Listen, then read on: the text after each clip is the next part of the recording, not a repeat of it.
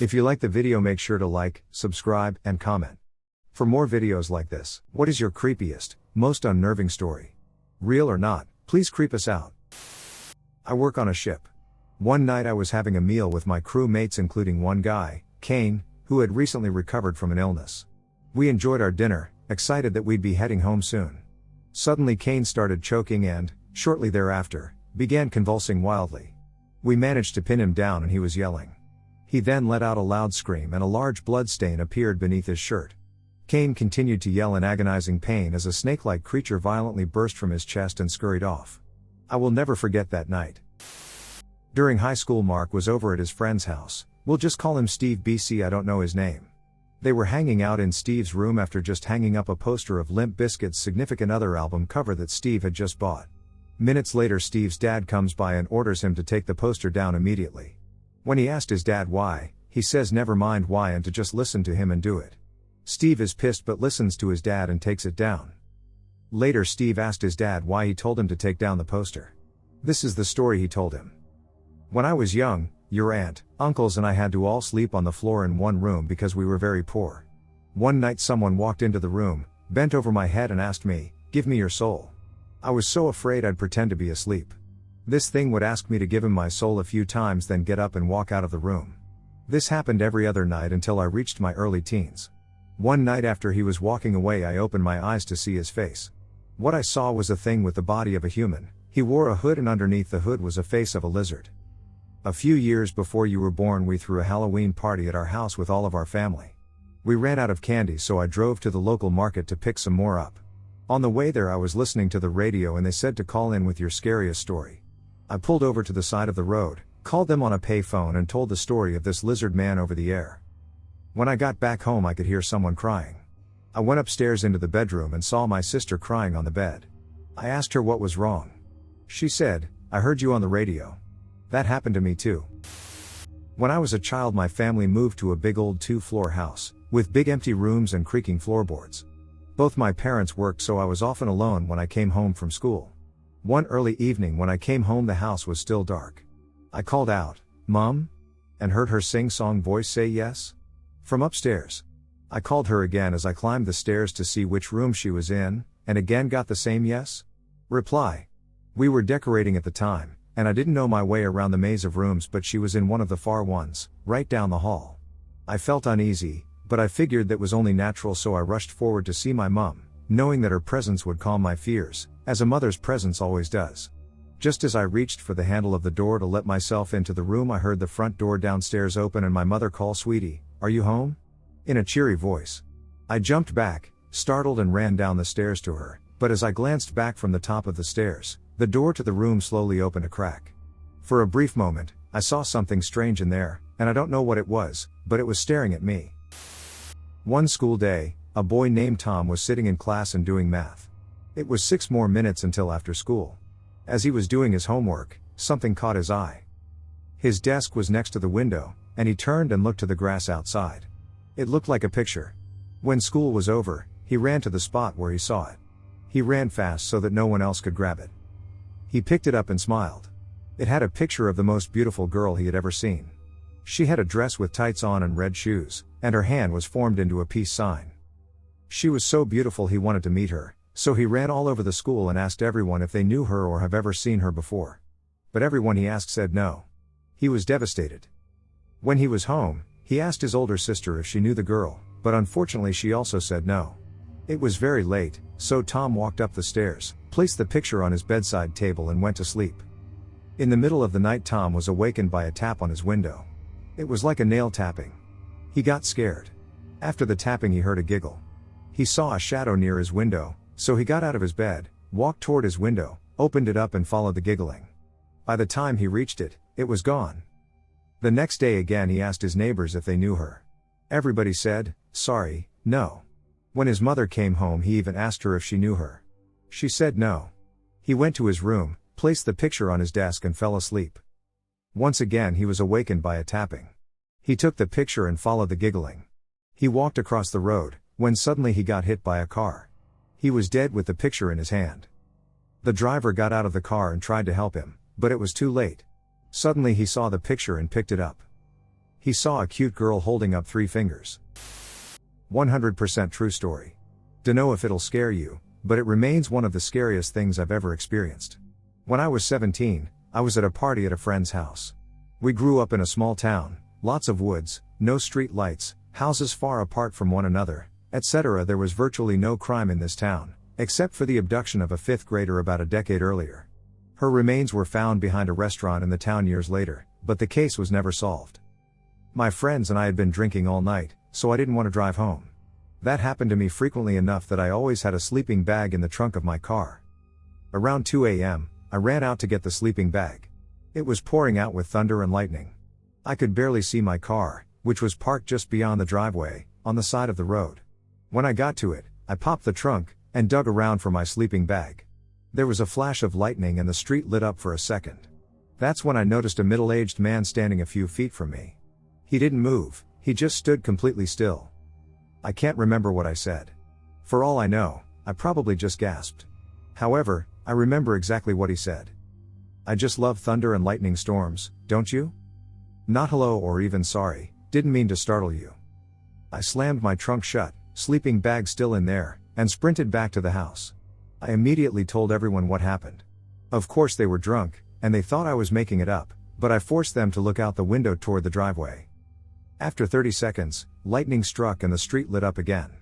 Sure enough, there was the man, walking down the street, in the opposite direction from the house. One of my friends told me this story in high school, and he swears up and down that it is true. One night, this guy was driving back home from his girlfriend's house when a large dog ran out in front of his car. My friend had no time to swerve and hit the dog dead on. Being an animal lover, he jumps out of the car to see if the dog is all right or not. But before he can come around to the front, he sees the dog get up on 2 legs and run off into the field next to him. Anytime I drive by a field now, my blood pressure spikes. 2 young kids are upstairs in their room, playing their PlayStation. All of a sudden they hear their mom's voice angrily calling for them from downstairs. They're confused because their mom rarely if ever gets angry at them, and they tell her they will come in a minute. They keep playing, but she screams out again telling them to come right away.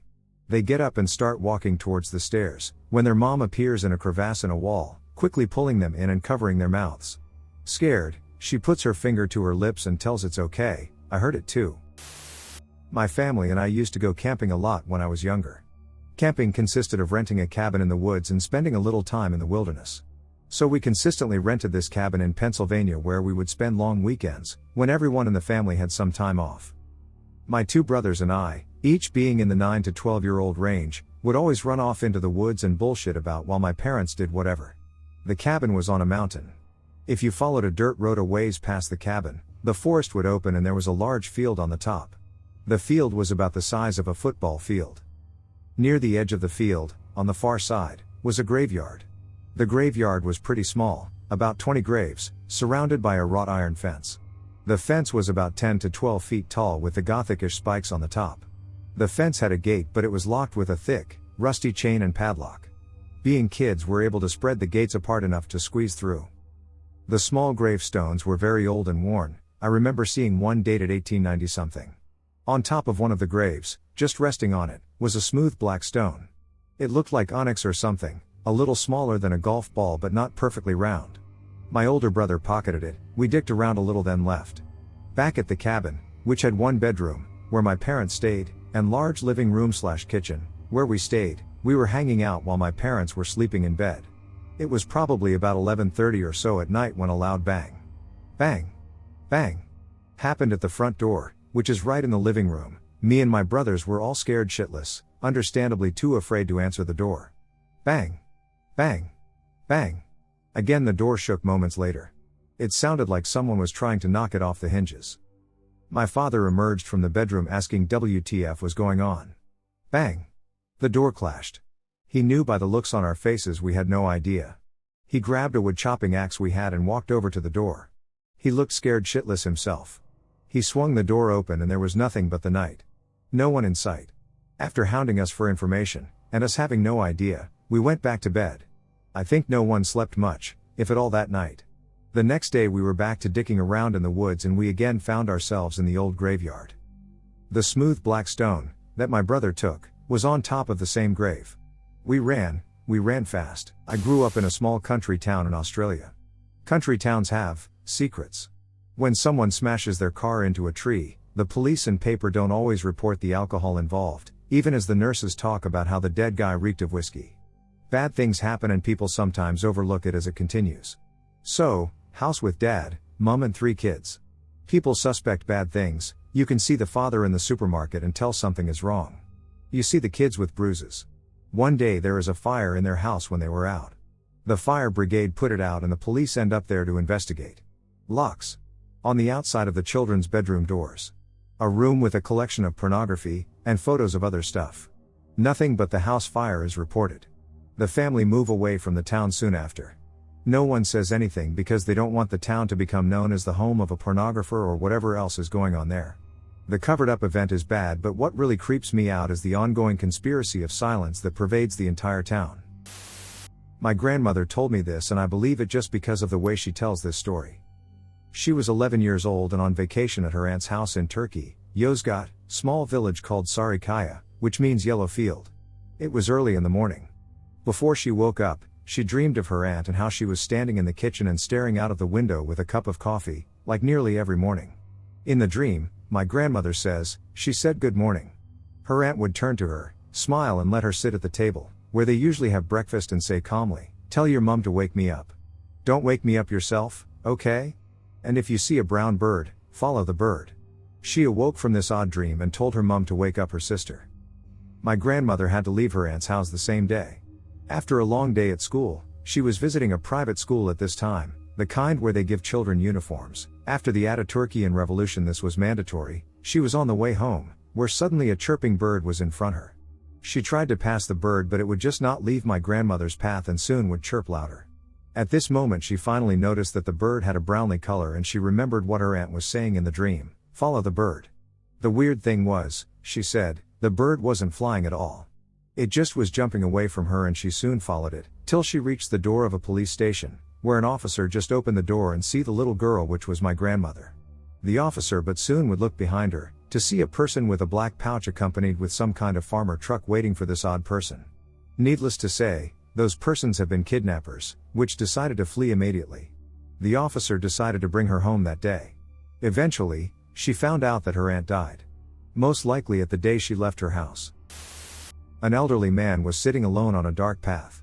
He wasn't certain of which direction to go, and he'd forgotten both where he was traveling to and who he was.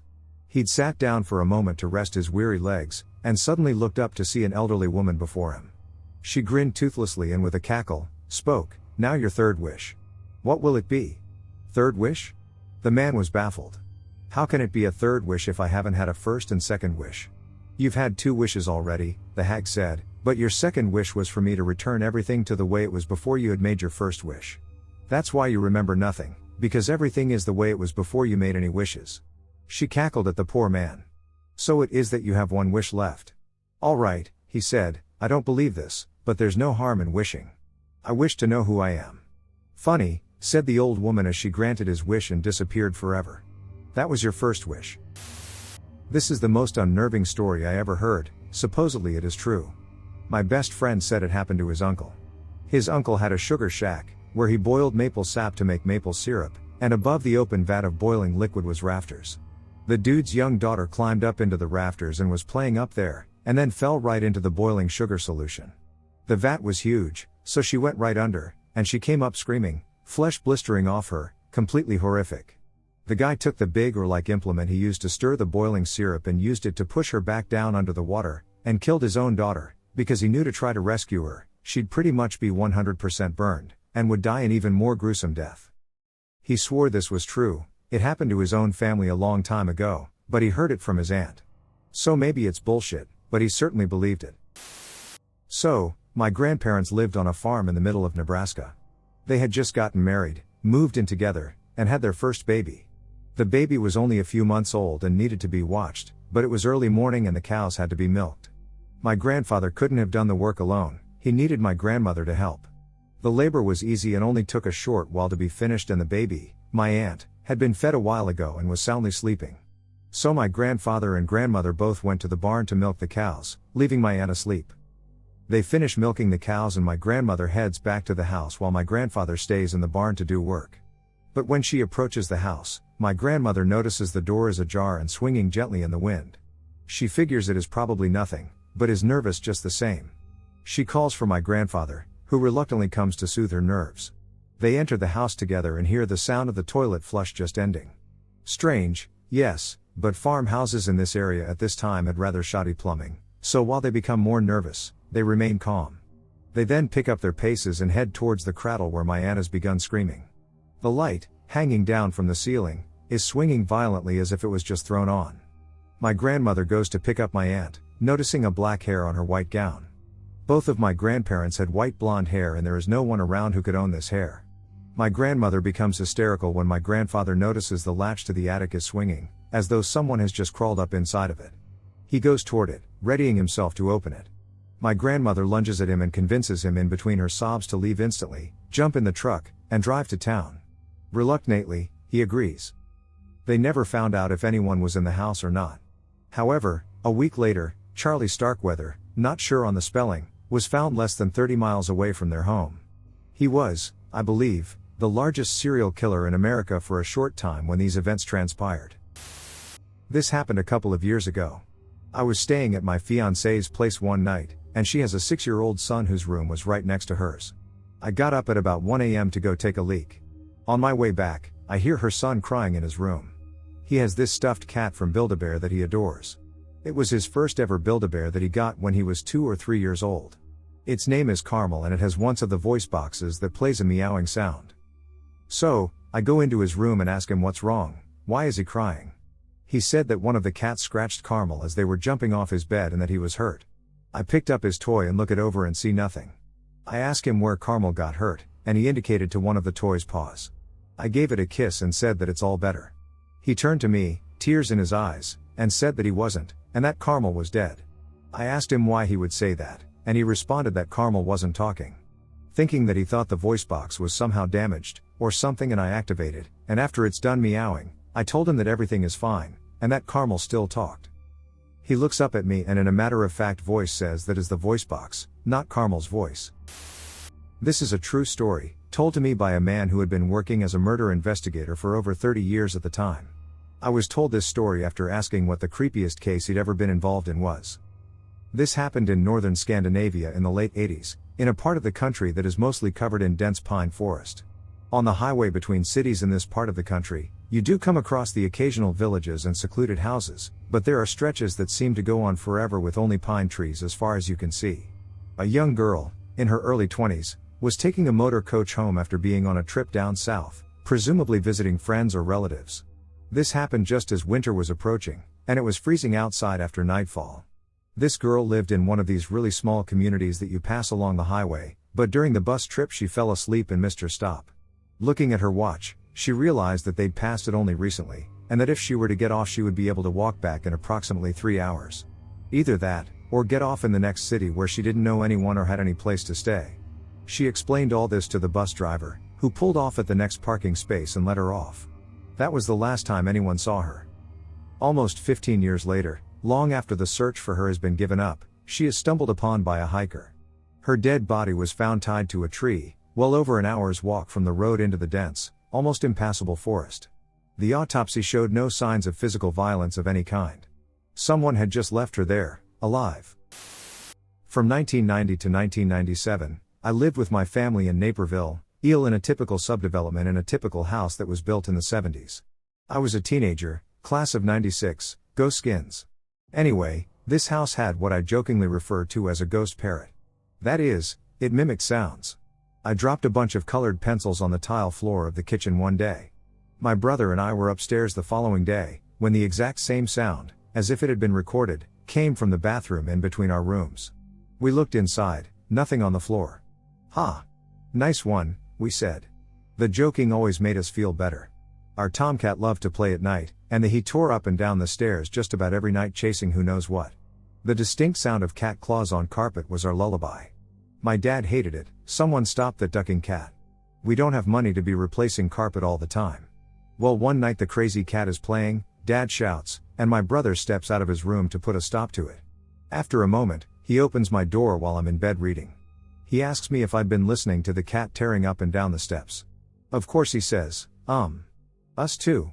It's just that. What? I ask. I get up and follow him to his room. In his closet, the cat is curled up in his clothes hamper fast asleep. I didn't know he was in here, I just opened my closet door just now. We slowly turn to the stairs. Silence. Clearly, I grabbed my pillow and bunked on his floor that night.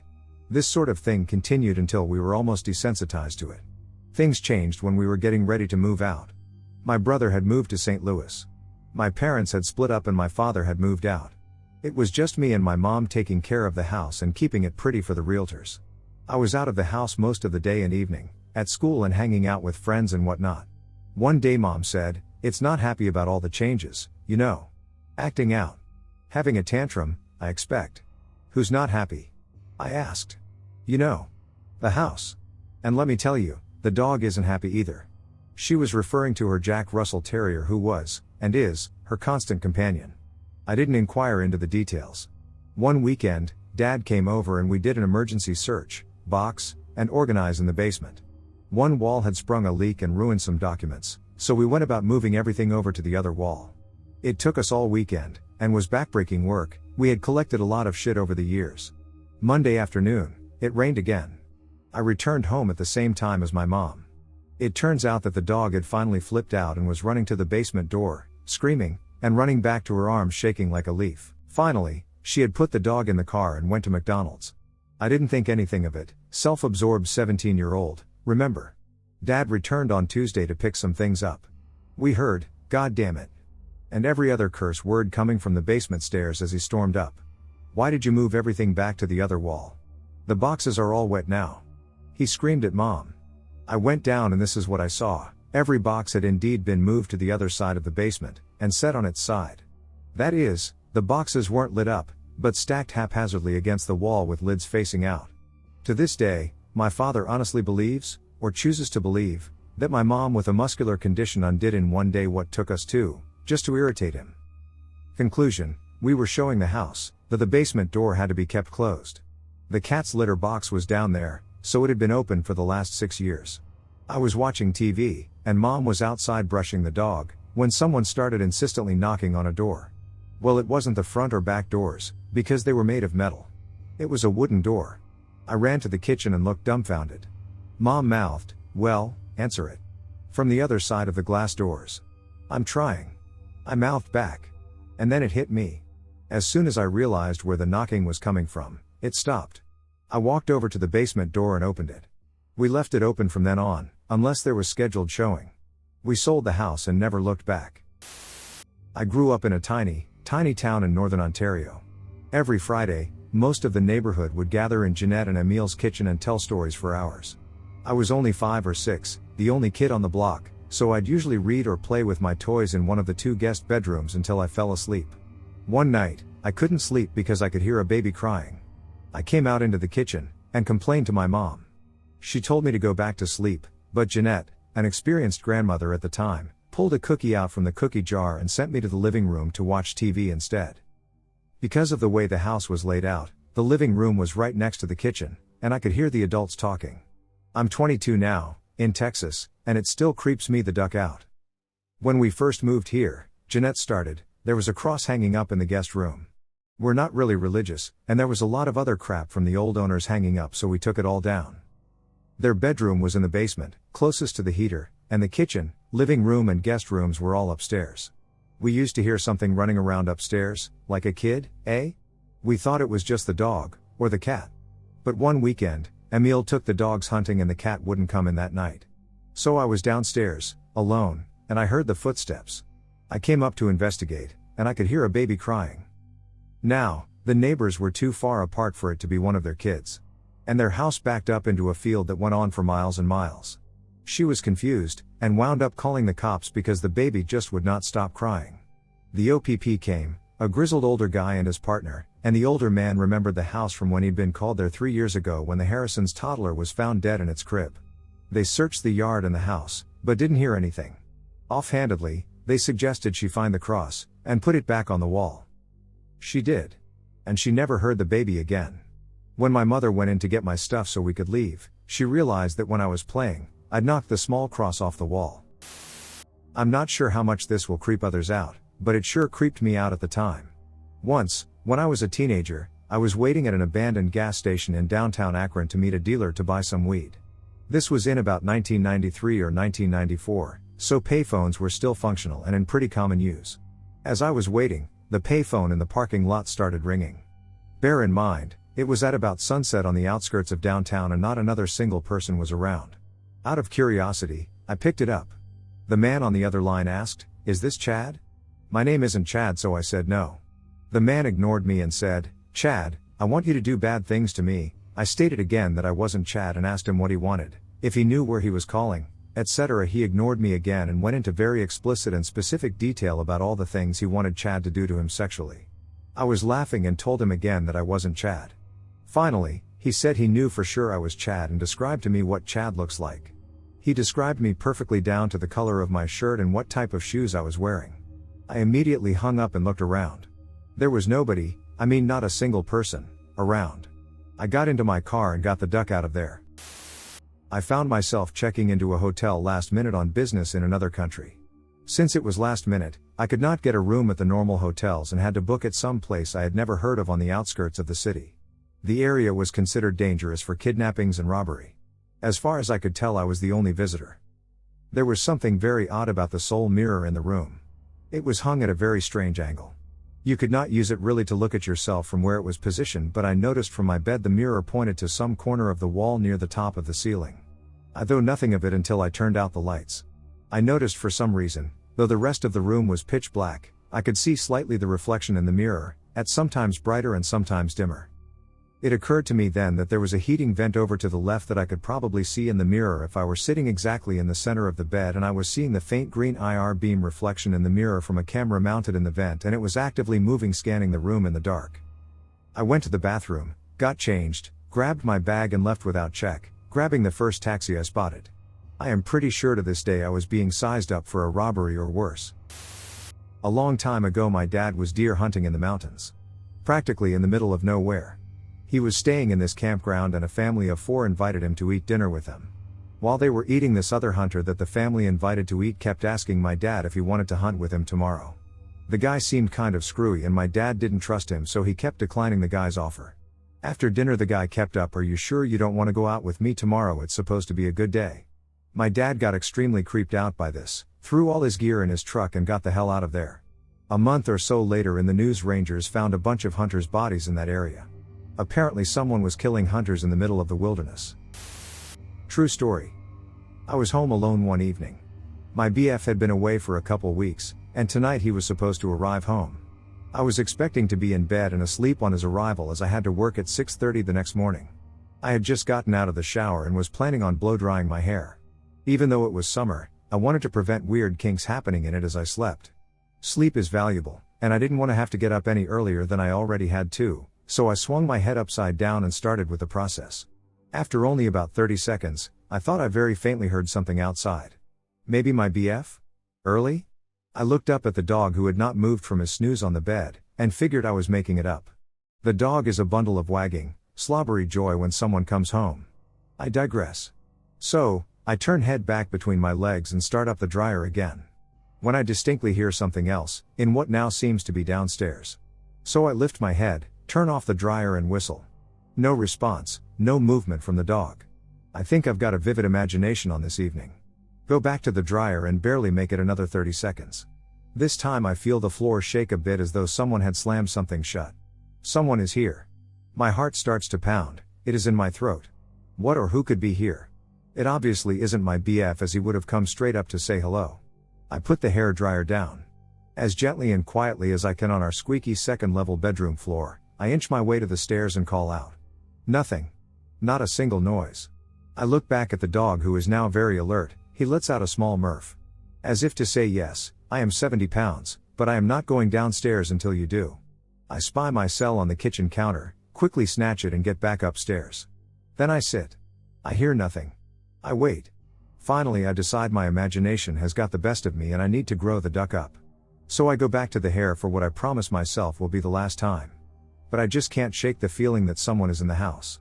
I am scared shitless, but won't let myself show it. I glance at the dog who is now growling. I decide it's best to turn my head upside down again and close my eyes. Big. Ducking. Mistake. I open my eyes again to see a pair of feet standing in front of me, and they do not belong to my man. I launch myself back against the bathroom wall in white, blinding fear. I am able to muster one word. It comes out in a low, guttural, deep place in my body that I never knew I had. Jesus. I can't even bring myself to look at who may be standing in front of me. I feel like vomiting. I am shaking violently. I am about to fight for my life. Where is my dog? Why isn't he protecting me? What am I to do? Until I register that my mother is standing in front of me clutching her chest. I scared the shit out of her. We were STLL laughing an hour later when my BF came home. Creepiest thing ever to happen to me was when I was at college. I was sitting alone in my room browsing the webs and I kept hearing a scratching, but it wasn't really registering in my mind. Eventually it gets annoying enough to attract my full attention and a look around to find out what it is. Finally, after hunting around, I discover that it's coming from a 2-foot-high white trash bin that has an empty liter of cola in it. I get close enough to see the empty bottle and it starts moving a little. Like something small is under it moving around. So I'm thinking, great, there's a mouse in my trash bin. Now it's important to note that I don't take my eyes off of this trash bin, as I'm assuming there is a mouse in it ready to dart at me, and I don't want a mouse to do that. I wanted to be prepared for the darting. So I get close enough to almost see into the bottom of the bin and the bottle stops moving. So I gather my courage for what I assume is a tiny mouse and look into the bin, and there was not a single thing other than the empty bottle in the bin. I move the bottle around and can see through it clearly. Nothing. I was stunned as I was just watching this bottle move around and didn't see anything jump out of this small white trash bin. So I did what any manly man would do. I went and hung out with some friends in a different dorm room until my roommate got back from work. My grandmother's mother was a terrible person according to her. She never really wanted to talk about her. When they were young they lived in a small shack in Arkansas. I have a picture somewhere I'd post but I can't find it. It's a small 2 or 3 room house basically in the middle of nowhere, as most houses in those days were. When grandma did talk about her mom, she referred to her as a witch.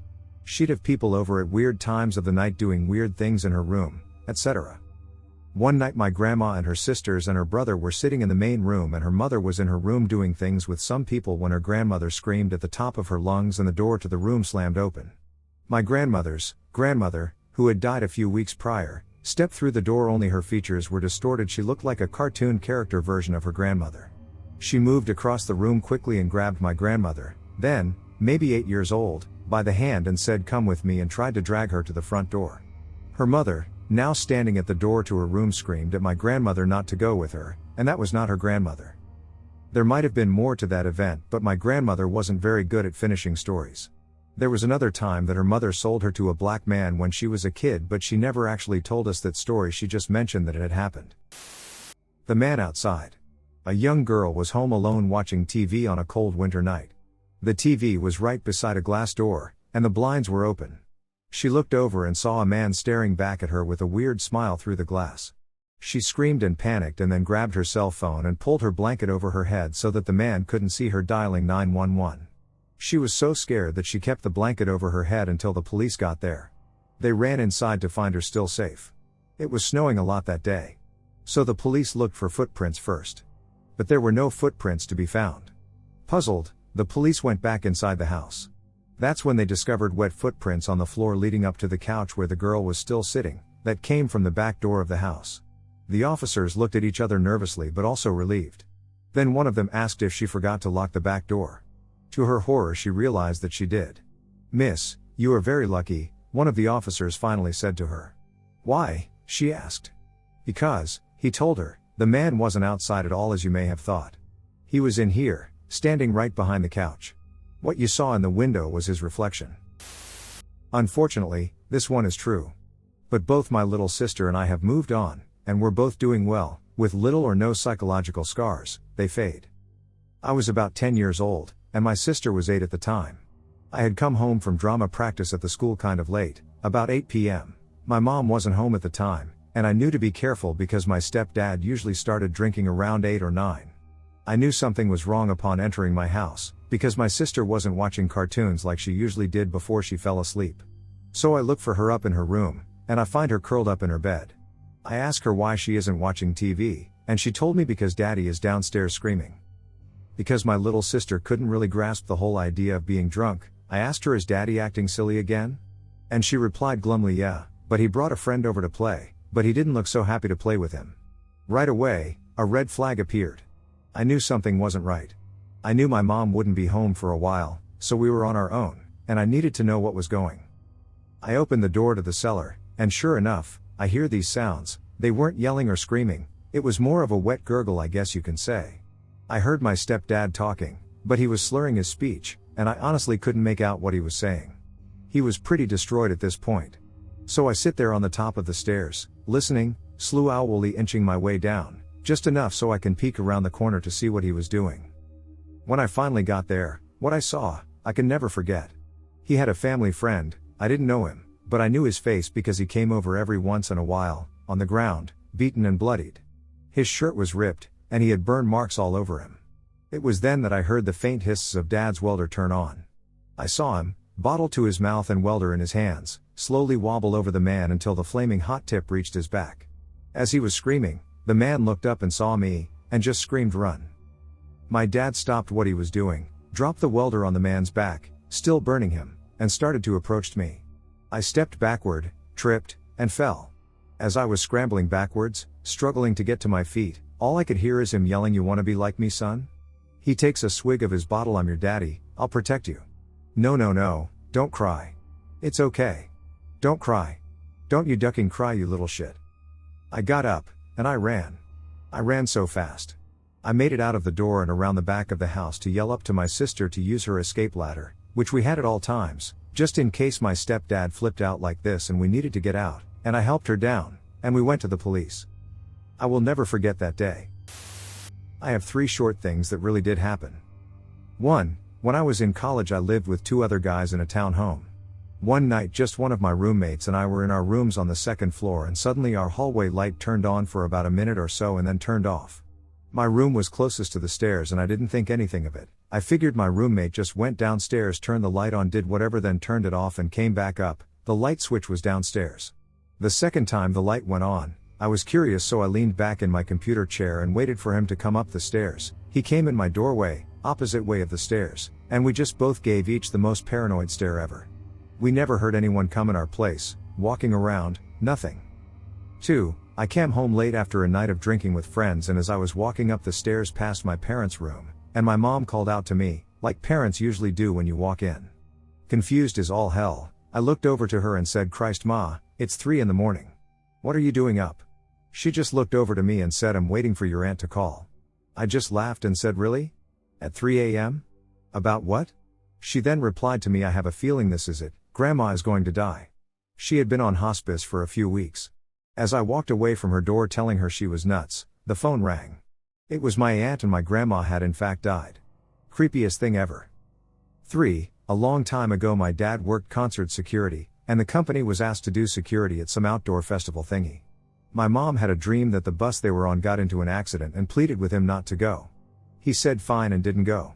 Next day he got a call from his buddy. Sure as hell the bus that he was supposed to be on went off road and crashed. Everyone was fine, but still, it was creepy. I went to boarding school, so there were a number of creepy things I heard about happening at the school. Normally, it was stuff like kids would play Ouija and the school would get a phone call from the leader of the local Wiccan community to stop, but sometimes it was a lot stranger. First off, the junior and senior boys' dorm is called upper school, and in the early part of the 20th century a student hung themselves in one of the rooms there. Since then the dorm has definitely been haunted. There is actually a challenge to stay in upper school alone for a whole night in the room that he hung himself. In any case, a number of strange things have happened. I know of a number of people who've lived in that room who've said that they've woken up in the middle of the night, usually around 3 a.m., complete conscious, but unable to move. They've all described it as if someone was laying on top of you. There's only one person I know of who's attempted to stay in upper school alone. She went to the bed as normal until suddenly awaking at 3 a.m. to hear a door open and close and footsteps pitter-patter down the hall. Thinking someone was playing a prank on her, she opened the door and looked out into the hall. Of course, no one was there, so she went back to sleep. Later she awoke again with the distinct feeling that someone was watching her. Again she heard the door open and the footsteps in the hall. This time she fully went out into the hall. When she got outside the room door slammed shut behind her. Absolutely terrified, she booked it out. When her and a faculty member went back the next day, they couldn't open the door because all of the furniture was pushed against the door. I have 2 true stories. First story, when I was a kid about 13 years old, my best friend and her family moved out of state. I used to hang out at her house when things got rough at my own home, and she worried about leaving me without a refuge or place to go. Her family had been renting their old house, and when they left she broke out a small window in the kitchen door so that I could still get in if I needed to. I got into the habit of hanging out there. I guess that made me brave about old empty houses. Around that time, my brother and I went exploring and found a similar old, empty house down by the lake. The kitchen door had a small window broken out just like my friend's house. We broke in and the place looked really deserted. There was a bunch of junk in boxes. There was a step ladder in the middle of the room with a 5-gallon bucket on the shelf thingy where you set your paint can. My brother and I went upstairs to check the place out, and as we get to the top of the stairs we hear a piano being played on the first floor. We are scared we are going to get caught. The house must not have been totally abandoned, and we booked it back down the stairs. There at the bottom the step ladder has been moved to the very base of the stairs and the bucket is upended on the floor. All over the floor and stairs there is scattered sheet music. No piano, just sheet music. Freaked us both out. In retrospect it was probably someone homeless in the house, but I still have no idea where the music came from. Second story, in Florida, I lived in this little bitty house. There was a time that my husband and I were separated for about 6 months. I had nightmares during that time that a woman was at the house trying to take my family. In the dream she would call my kids names to lure them outside. It always woke me up in a panic. The week that my husband and I reconciled and he moved back in, we had the kids spend the night at their grandparents'. We were just about to fall asleep when this female voice calls my husband's name in the hall. The bathroom light in the hall flicked on. My husband says, "Who the hell was that?" and jumps out of bed. No one was there. The house was empty and the doors were locked. It absolutely terrified the crap out of me. Maybe I hadn't been dreaming after all.